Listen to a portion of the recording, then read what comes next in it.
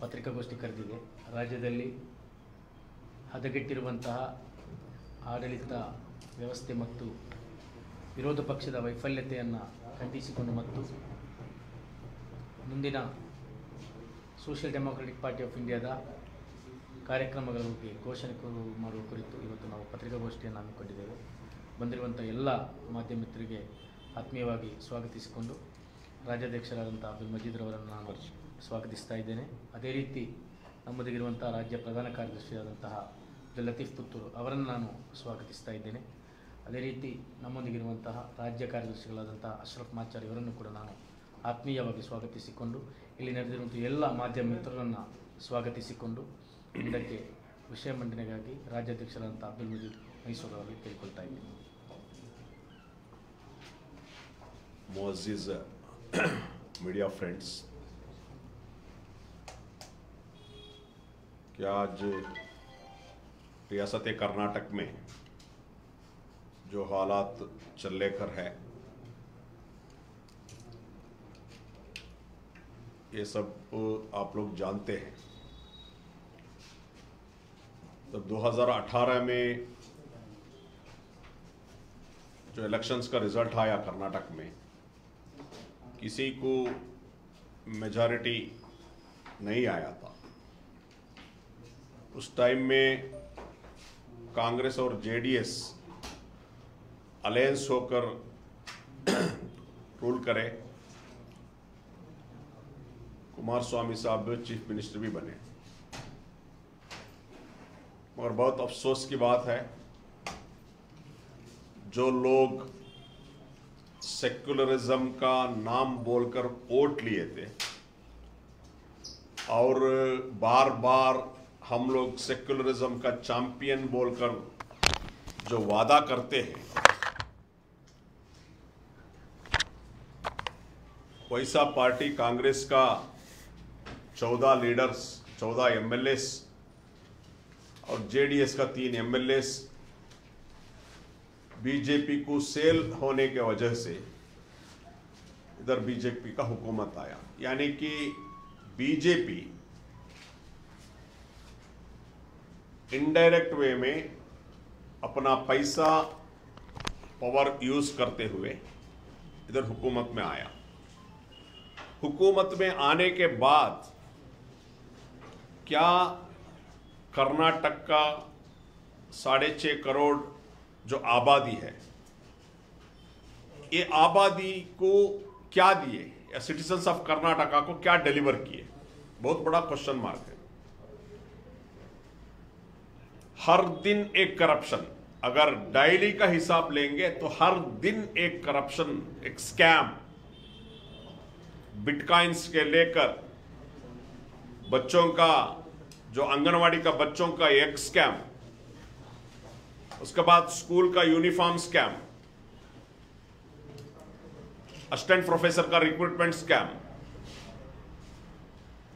भद्रा अपर जो प्रोजेक्ट है रिजर्वायर का इरिगेशन प्रोजेक्ट, उसमें स्कैम,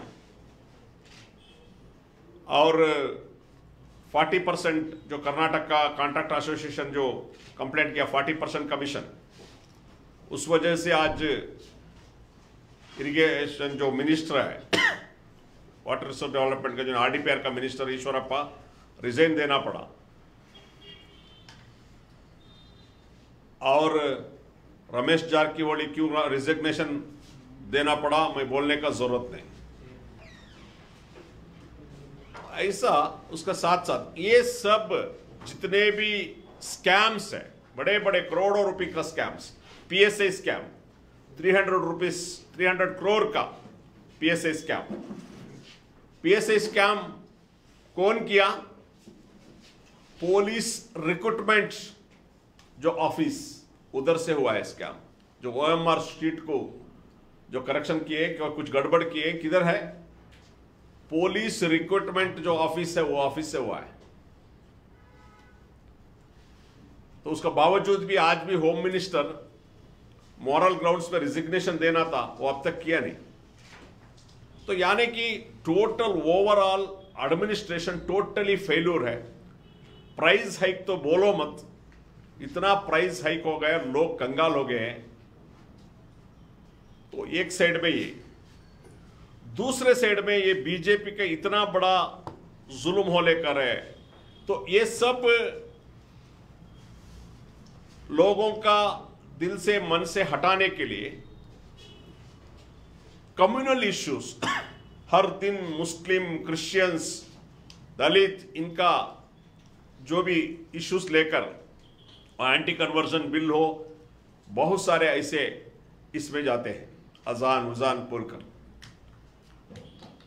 6 करोड़ 50 लाख जो यहाँ का कर्नाटक का पॉपुलेशन है, ये पॉपुलेशन का issue, day to day issue को एड्रेस नहीं कर लेकर है।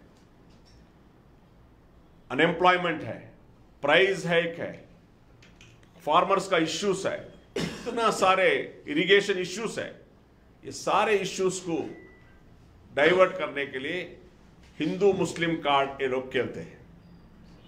दूसरे side Congress and opposition party, particularly Congress, ये इतने बड़े ये रूलिंग पार्टी का फेल्यूर को, इसको प्रोटेस्ट करने, इसको दिखाने में ये लोग भी फेल्यूर है, क्योंकि कहीं ना कहीं ये लोग भी इन्वॉल्व है। जब पीएसआई का स्कैम आया, इसमें कांग्रेस लीडर्स भी अरेस्टेड है।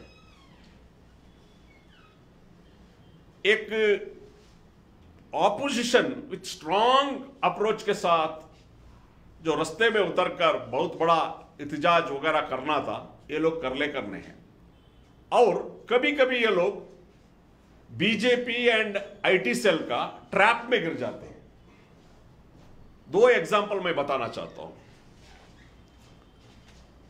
जब हिजाब का चलने करता, डीके शिव कुमार बताया कोई भी हिजाब का बारे में कोई कांग्रेस लीडर बात नहीं करना, मुस्लिम लीडर बात नहीं करना। क्यों? अगर ये बात करेंगे तो आईटी सेल इसको एजेंडा उठाएगा। तो क्यों हम बात करना है एक कॉन्स्टिट्यूशनल राइट्स के बारे में? ये हिजाब आजकल का नहीं है, कितने के सालों से आलेकर है बोलकर एक पब्लिक को बोलने का हिम्मत नहीं इन लोगों को। दूसरा एक एग्जांपल, सिद्धरामैया जी ने कुछ मीडिया का सामने यह बताया, हेडस्कार्फ के बारे में बताते बताते, हेडस्कार्फ डालने में क्या गलत है? बहुत सारे हिंदू कम्युनिटी के स्वामी जी भी डालते हैं।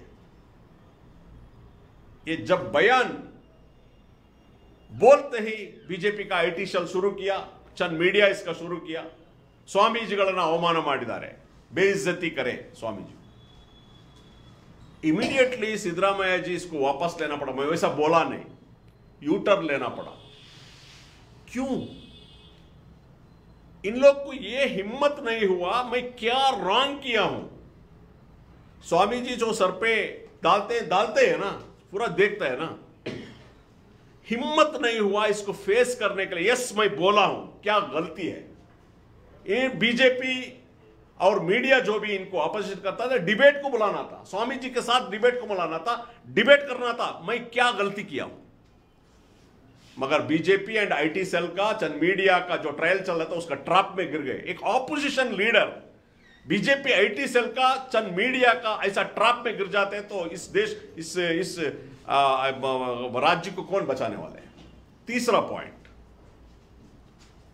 हुबली में एक इंसिडेंट हुआ, होना नहीं था, एक इंसिडेंट हो गया। कुछ स्टेशन में पत्थरबाजी हो गया, उसका डिटेल पे नहीं जाता। कई सारे लोगों को, नौजवानों को इधर अरेस्ट किए। अरेस्ट करने के बाद जमीर अहमद खान, कांग्रेस एमएलए, उनके एक स्टेटमेंट दिए, जो भी उनका फैमिली है, वो फैमिली को मैं रमजान चल रहा था, ईद चल रहा था, मैं फूड किट वगैरह देता हूं, रेशन किट, ईद किट वगैरह देता हूं। इमीडिएटली वो बोलते ही आईटी सेल शुरू किया एंड मीडिया ट्रायल करने कर गया। क्या किया? ये लोग मुजरिम हैं। कौन सा मीडिया या कोई अपोजिशन या आईटी सेल डिसाइड करता है कि मुजरिम कौन? मुजरिम डिसाइड करता है कोर्ट। जब तक के मुजरिम बोलकर डिसीजन देने वाला है, सिर्फ अक्यूज्ड होते हैं। मगर इमीडिएटली कांग्रेस क्या किया? जमीर अहमद खान साहब को उसको वापस लेने के लिए गया। मैंने बोला ही नहीं। कांग्रेस ये हिम्मत नहीं करी। क्या गलती है अगर उस फैमिली को फूड किट देने में? एक नौजवान लड़का, चलो मान लो कि गलती ही किया, वो उस घर का कमाना वाला एक शख्स, कुछ गलती हो गया उससे, वो जेल पे गया, उसमें इस फैमिली का क्या कसूर है? फैमिली का क्या गलती है? यानी कि आईटी सेल बीजेपी डिसाइड करता है एक फैमिली भूखे मर जाए? कांग्रेस को हिम्मत नहीं हुई ये बात बोलने को, चैलेंज करते हुए, क्या गलती है उस फैमिली का, हम फूड देंगे, ये बोलने का हिम्मत कांग्रेस को नहीं हुआ। क्या लगा कि आईटी सेल, ये जो मीडिया ट्रायल का ट्रैप में कांग्रेस गिर गया। ऐसे पार्टी को कैसा भरोसा कर लेकर जाना है? कन्नडिगा 6 करोड़ जो 50 लाख लोग जो है, जो हिम्मत नहीं करता बीजेपी के साथ सच बोलने का, ऐसा पार्टी को भरोसा कर लेकर क्या करेंगे? तो आपका माध्यम से मैं 6.5 करोड़ कन्नडिगा जितने भी है कर्नाटक के लोग, मैं बताना चाहता हूं कि ये लोग बीजेपी और आईटी सेल का ट्रैप में गिरेंगे। ये लोग हिम्मत नहीं करेंगे सच बोलने का, सच बोलने का। क्या ये लोग ईश्वरप्पा से बड़ी गलती किए? ये नौजवान जो भी करे, ईश्वरप्पा एक मिनिस्टर होकर एक गलती करा, वो गलती करा? क्या जारकीहोली एक मिनिस्ट्री होकर वो गलती किए? ये नौजवान लड़के कुछ जल्दबाजी में पत्थरबाजी, उसको मैं समर्थन नहीं करता हूं, वो कंडम करता हूं, मगर क्यों मुजरिम कौन डिसाइड करेगा? कोर्ट डिसाइड करेगा। उसका घर वालों को कुछ कसूर नहीं है उनको मदद करने का। तो यह बताना यह चाहता हूं कि रूलिंग पार्टी तो ऐसा जुल्म और सितम हर दिन, मगर आपोजिशन भी एक इफेक्टिवली इनको मुकाबला करने में, सच बोलने में तैयार नहीं है। तो इसलिए social democratic party of India, हम अवाम को बताना चाहते हैं, the only alternative opposition party social democratic party of India, the only alternative, क्योंकि हम सच को सच बोलेंगे। और social democratic party of India किधर भी 1 रुपए का करप्शन नहीं करेगा। हम अब तक पंचायत से लेकर कारपोरेशन तक बहुत सारे हमारे काउंसिलर्स, कारपोरेटर्स लोग हैं, corruption free, without any corruption हम जो लोग खिदमत कर लेकर हैं। एक हम हिम्मत रखते हैं कि ये जो संघ परिवार और ये जो बीजेपी का जो कम्युनल एजेंडा, करप्शन एजेंडा, इसके बारे में बोलने का एक ऑपोजिशन होते हिम्मत रखते हैं।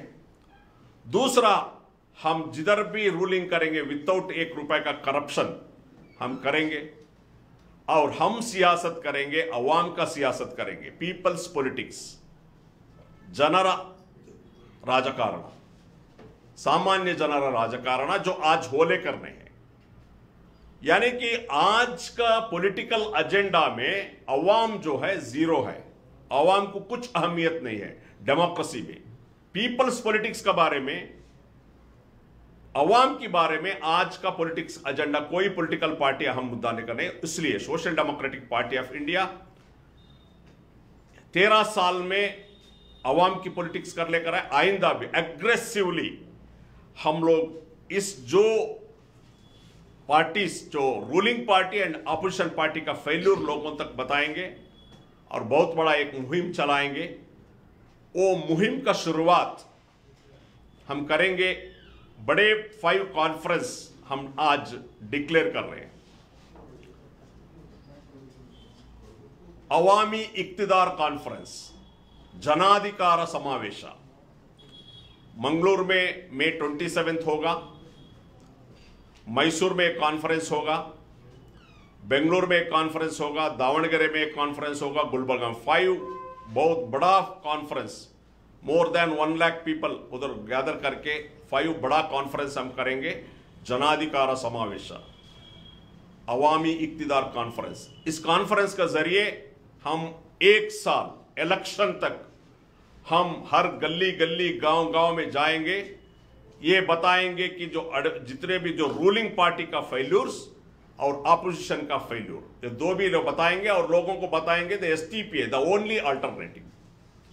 ये बताकर हम लोगों को अवेयर करेंगे और आने वाले इलेक्शन में एक अल्टरनेटिव, द ओनली अल्टरनेटिव हम लोगों का पास हमारे को मदद करने के लिए, सपोर्ट करने के लिए हम लोगों को मांग करेंगे। इस कॉन्फ्रेंस का और इस मुहिम का ऐलान करने के लिए आज का इस कॉन्फ्रेंस हमने बुलाया। Thank you. सर, आपने जो इल्जाम लगाया कांग्रेस के सिद्धरामैया पर और डीके शिव कुमार पर, आपको क्या लगता है जो अप्रोच उनका चेंज, आइडियोलॉजी चेंज हो रहा है, सॉफ्ट हिंदुत्व की तरफ कांग्रेस जा रही है for the appeasement of majority? नहीं, अपीसमेंट का मेजॉरिटी भी एक सॉफ्ट हिंदुत्व भी है इसमें। दूसरा, ये बीजेपी का आईटी सेल का इस प्रोपेगेंडा का ट्रैप में ये लोग गिर रहे हैं। ये लोग इसमें सच बोलने में फेल्यूर है, सच बोलने में हिम्मत नहीं है, ट्रैप में गिर रहे हैं। यही बता रहे हैं, अगर ऐसा करेंगे तो कौन भरोसा करेगा आप लोगों को? जब आप मजलूमों का साथ नहीं करेंगे, सच नहीं बोलेंगे, हकीकत नहीं बोलेंगे, तो कौन आपको सपोर्ट करेगा? ये हम बताना चाहते हैं। एक तो ये लोग सॉफ्ट हिंदुत्व तरफ जा रहे हैं, दूसरा भरोसा नहीं है आइंदा इलेक्ट होने वाले एमएलए बीजेपी को सेल होंगे ना होंगे। कर्नाटक का एग्जांपल है, 17 लोग सेक्युलर पार्टी सेक्युलर बोलकर वोट लिया और बीजेपी को सेल हो गए। मध्य प्रदेश में फुल मेजॉरिटी आया था कांग्रेस को, full majority. Kamal Nath chief minister भी बने, 28 कांग्रेस का एमएलए सेल हो गए। आज जो मुसलमानों का घर में जो बुलडोजर चल रहा है, इसका रीजन कौन है? कांग्रेस की वजह से ये हुआ ना रूलिंग। उधर यही होने वाला है कर्नाटक में भी। मैं पूरे आपका माध्यम से बताना जा रहा हूं कि आप सेक्युलर पार्टीज बोलकर वोट डालेंगे इनको, ये लोग आपका सेक्युलर वोटों को होलसेल सेल करेंगे बीजेपी को। ये पैगाम हम आपका माध्यम से देना चाहते हैं।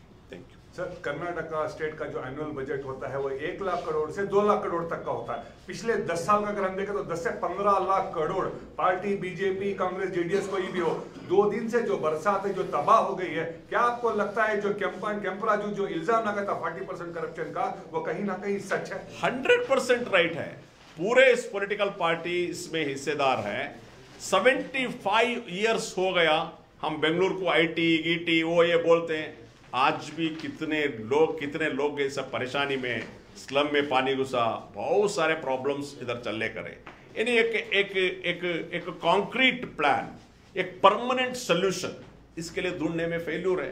करोड़ों पैसा आता है, एक बारिश आएगा तो रास्ता चला जाता है, ड्रेनेज राजा कालवे से देकर पूरा ड्रेनेज भर जाता है। ये एक रिजल्ट क्या है इसका? करप्शन का है। बताया अभी फॉर एग्जाम्पल, एक 1 करोड़ रुपीस सैंक्शन होगा एक काम को, 40% कमीशन देना है, उसके बाद टैक्स देना है, लेबर सेस वगैरह वगैरह देना है, इनकम टैक्स वगैरह, वो एक करीब 20% चला जाएगा। 40% में क्या करेगा कॉन्ट्रैक्टर? उसका भी प्रॉफिट लेना है 10%, 30% में। यानी 1 करोड़ का एस्टिमेट हो गया तो 30% का काम होगा। फिर किधर रहेगा? रोड्स, ड्रेनेज, जो भी हो प्रोजेक्ट। ये है sir. Last question sir, education department जो नए चैप्टर्स इंक्लूड किए जा रहे हैं, जो हिस्ट्री को डिस्टॉर्ट करने की जो कोशिश है, कहा जाए, क्या कहेंगे इस बारे में? पर्टिकुलरली हेगड़ेवर को लेकर कई सारे कहा जाएगा, भगत सिंह का सब्जेक्ट को निकाला गया है, सब चैप्टर को, क्या कहेंगे? देखिए, यही है इन लोग ये सारे चीज असल मुद्दों को हटाने के लिए ऐसा एजेंडा लाते रहेंगे। हेगड़ेवार कौन है? हेगड़ेवार 2 बार बैन हुआ आरएसएस का एक संचालक है। इनके बारे में क्या टीच करेंगे? भगत सिंह का चैप्टर आप निकालेंगे, नारायण गुरु का चैप्टर निकालेंगे। इसमें ही मालूम होता है इतने कम्युनल है ये लोग, इतने कम्युनल है। बताएंगे टिप्पू के बारे में अलग चैप्टर निकाला गया। ये सब एक कम्युनल एजेंडा पर जाना है और इसका सबक इलेक्शन में सिखाएंगे। कर्नाटक के अवाम, 3.5 करोड़ अवाम जो है वोटर्स है, ऐसा ये नहीं है। ये लोग इसका सबक, इसका रिजल्ट इलेक्शन में आएगा। ओके, हमारा एक मोबाइल